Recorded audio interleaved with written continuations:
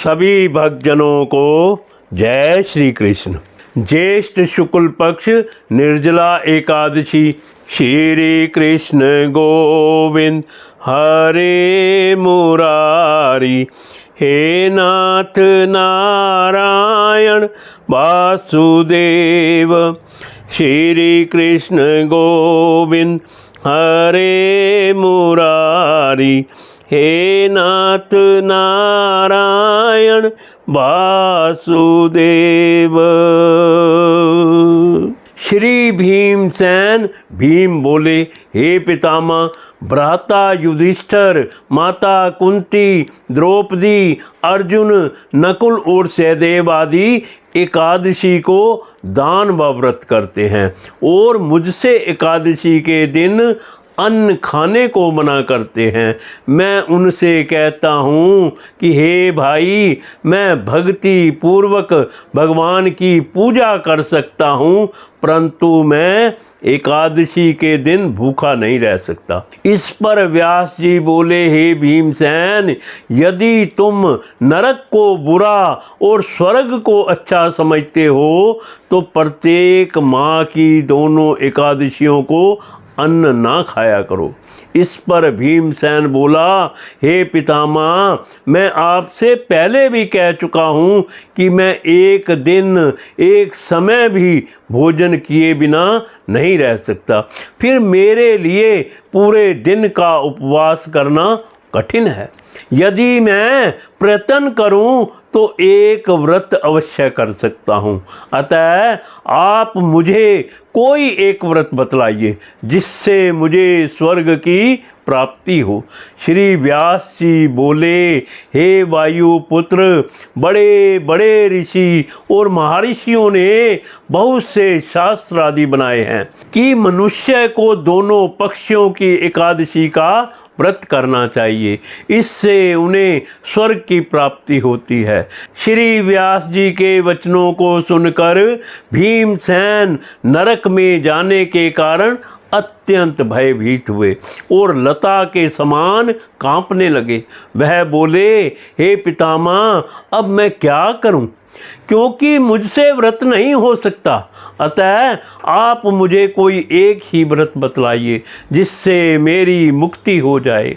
इस पर श्री व्यास जी बोले, हे भीमसेन, कृष्ण और मिथुन संक्रांति के मध्य में ज्येष्ठ माह की शुक्ल पक्ष की एकादशी होती है, उसका निर्जला व्रत करना चाहिए। इस एकादशी के व्रत में स्नान और आचमन में जल वर्जित नहीं है, लेकिन आचमन में 3 मासे जल से अधिक जल नहीं लेना चाहिए। इस आचमन से शरीर की शुद्धि हो जाती है।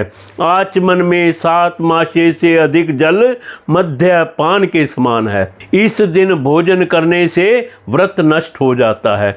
यदि सूर्योदय से सूर्यास्त तक मनुष्य जलपान ना करे तो उसे 12 एकादशी के फल की प्राप्ति होती है। द्वादशी के दिन सूर्योदय से पहले ही उठना चाहिए और स्नान करके ब्राह्मण को यथा योग्य दान देना चाहिए। इसके पश्चात भूखे ब्राह्मण को भोजन कराना चाहिए। तत्पश्चात स्वयं भोजन करना चाहिए। इसका फल संपूर्ण एकादशियों के फल के बराबर है।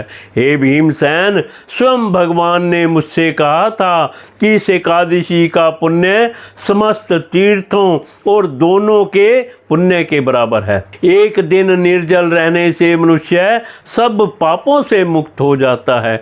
जो मनुष्य निर्जला एकादशी का व्रत करते हैं उनको मृत्यु के समय भयानक यमदूत नहीं दिखते हैं। उस समय भगवान विष्णु के यमदूत स्वर्ग से आते हैं और उनको पुष्पक विमान पर बिठाकर स्वर्ग ले जाते हैं। अतः संसार में सबसे श्रेष्ठ निर्जला एकादशी का व्रत है। अतः यत्न पूर्वक इस एकादशी का निर्जल व्रत करना चाहिए। इस दिन ओम नमो भगवते वासुदेवाय मंत्र का उच्चारण करना चाहिए। चाहिए। व्यास देव जी के ऐसे वचन सुनकर भीमसेन ने निर्जल व्रत किया। इसी एकादशी को भीमसेनी या पांडव एकादशी भी कहते हैं। निर्जल व्रत करने से पहले भगवान की पूजा करनी चाहिए और उनसे विनय करनी चाहिए कि मैं दूसरे दिन भोजन करूंगा, मैं इस व्रत को श्रद्धा पूर्वक करूंगा, इससे मेरे सब पाप नष्ट हो जाएंगे। इस दिन एक बड़े वस्त्र से ढककर स्वर्ण सहित दान करना चाहिए। जो मनुष्य इस व्रत को दोपहर में स्नान व तप आदि करके स्वर्ण का दान करते हैं, उनको करोड़ फल स्वर्ण के दान का फल मिलता है। जो मनुष्य इस दिन यज्ञ होम आदि करते हैं, उसका फल वर्णन भी नहीं हो सकता।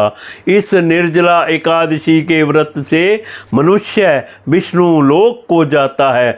जो मनुष्य इस दिन अन्न खाते हैं, उन्हें चांडाल समझना चाहिए, वे अंत में नरक में जाते हैं। ब्रह्म हत्यारे, मद्यपान करने वाले, चोरी करने वाले, गुरु से द्वेष करने वाले, असत्य बोलने वाले इस व्रत को करने से स्वर्ग को जाते हैं।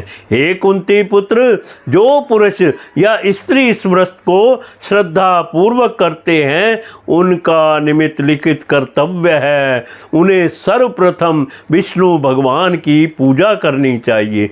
तत्पश्चात गौ का दान करना चाहिए। उस दिन ब्राह्मणों को दक्षिणा, मिष्ठान आदि देना चाहिए। निर्जला के दिन अन्न, वस्त्र, छत्र, उपनहा आदि का दान करना चाहिए। जो मनुष्य इस कथा को प्रेम पूर्वक सुनते व पढ़ते हैं, उनको स्वर्ग की प्राप्ति होती है। कथा सार, भक्त को चाहिए कि वह अपनी कमजोरियों को अपने गुरुजनों या परिवार के बड़ों से ना छिपाएं। उन पर विश्वास रखते हुए अपनी समस्या उन्हें बताएं, ताकि वे उसका कोई उचित उपाय बताएं तथा बताए गए उपाय पर श्रद्धा और विश्वास पूर्वक अमल करना चाहिए। अपने पितामह व्यास जी की कृपा से भीमसेन भी एक एकादशी का व्रत करके सभी एकादशियों का फल प्राप्त करके स्वर्ग के भागी बने। निर्जला एकादशी व्रत कथा संपूर्ण। श्री कृष्ण गोविंद हरे मुरारी, हे नाथ नारायण वासुदेव। श्री कृष्ण गोविंद हरे मुरारी, हे नाथ नारायण वासुदेव।